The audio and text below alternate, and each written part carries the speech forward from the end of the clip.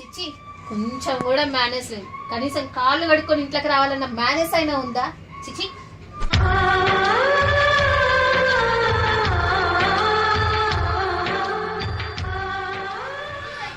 వదినా అన్నం పెట్టాము, ఆకలిస్తుంది. అన్నమా? నేనేం పని చేస్తున్నాడో తెలుస్తలేదా నీకు? కనిపిస్తలేదా? ఇట్లానయ్యా పెట్టుకొని తినిపో. నేనేం పని చేస్తున్నాడో పని చేసేది కనిపిస్తలేదా నీకు? ప్రతి ఒక్కరు అన్నం పెట్టు, సున్నం పెట్టు, ఇదే నా పనా? పెట్టుకొని తినిపోయా. సరే వదినా.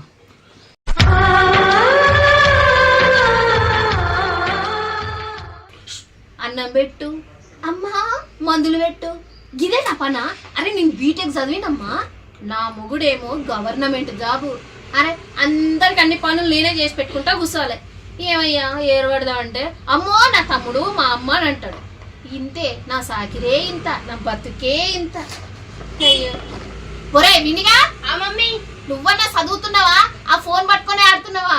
లేకపోతే నువ్వు కూడా అంతే.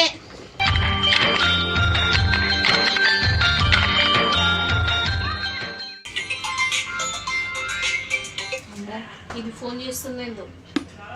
హలో,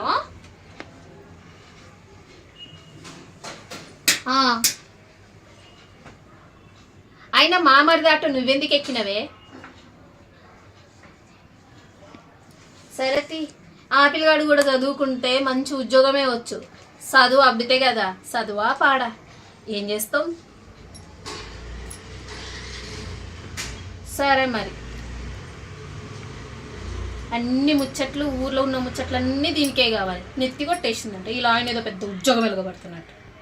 అయినా మా రాత బాలేక ఇంకోళ్ళంటే ఏం లాభం? వదినా ఇంటి విషయాలు బయట వాళ్ళకి ఎందుకు చెప్తున్నావు వదినా?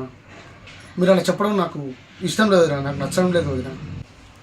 అంత పరువు తక్కువ మాట నేనేం మాట్లాడినా అంత మీద కురుకొని వచ్చి మాట్లాడుతున్నావు. అయినా మీ అన్నలాగా నువ్వు గవర్నమెంట్ జాబ్ చేసి ఉండుంటే మన పరువు వీధి నెక్కేదా? ఇంకెవరైనా ఫోన్లు చేసి అనేటోళ్ళ? ముందు చదువుకోవాలి, చదువుకొని గవర్నమెంట్ జాబ్ మీ అన్న లెక్క కాకపోయినా ఏదో ఒకటి ఎగలబెట్టొచ్చు కదా, ఆటో నడుపుకునే కంటే. అంత పరువు తక్కువ పని నేనేం చేసిన వదినా?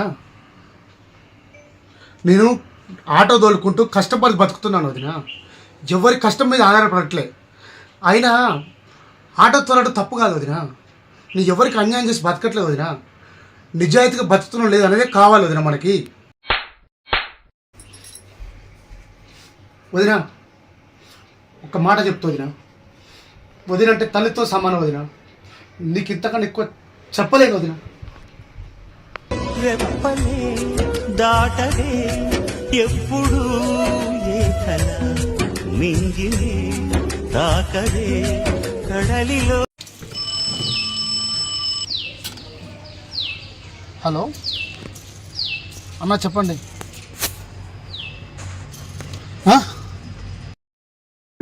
అమ్మా అమ్మా నీ పసివాణమ్మ, నువ్వే లేక వసివాడానమ్మా. సరే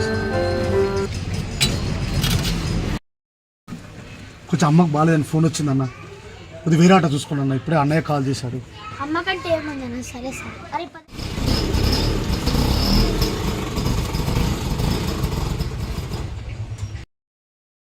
పెరిగింది దీపం, కరిగింది రూపం, అమ్మా నాపై ఏమంత కోపం, కొండంత శోకం, నేనున్న లోకం, నన్నే చూస్తూ నవ్వింది శూన్యం. వదినా వదినా అమ్మ బాగాలేదు, అన్నయ్య కాల్ చేశాడు. అమ్మకి ఏమైంది వదినా? మీ అమ్మకి బీపీ డౌన్ అయిందని హాస్పిటల్లో జాయిన్ చేయించినాం. మేమే చేయించినాం. 42,000 అయినాయంట. మేము 22,000 కట్టినాము. నువ్వు కేవలం 20,000 కట్టి మిమ్మల్ని డిశ్చార్జ్ చేసి తీసుకొని రా అయ్యా. ఓ ఇప్పటికిప్పుడు 20,000 అంటే నా కాళ్ళు లేవు వదినా. కట్టనంటే ఎట్లనయ్యా? కట్టాలే. 42,000 అయినప్పుడు 22,000 కట్టి మేమే జాయిన్ చేపిస్తుంది. ఇంకో 20,000 కట్టి డిశ్చార్జ్ చేయించుకరా. అరే ఎప్పుడు చూడు మా మీద పడి తినుడు, మా మీద అరుడు. నిన్న మాట్లాడినావు కదా పౌరుషంగల్ల మాటలు, మరి ఇప్పుడు పోయి మేము డిశ్చార్జ్ చేసి తీసుకురా. అయినా మీ అమ్మ ఏమన్నా నా ఒక్క మొగన్నే కన్నది అయ్యింది. నువ్వు వదినా వదినా నా ప్రాణం అడ్డు పెట్టాను సరే, నా ఆటో అమ్మాయిని సరే మా అమ్మని కాపాడుకుంటా. ఛీ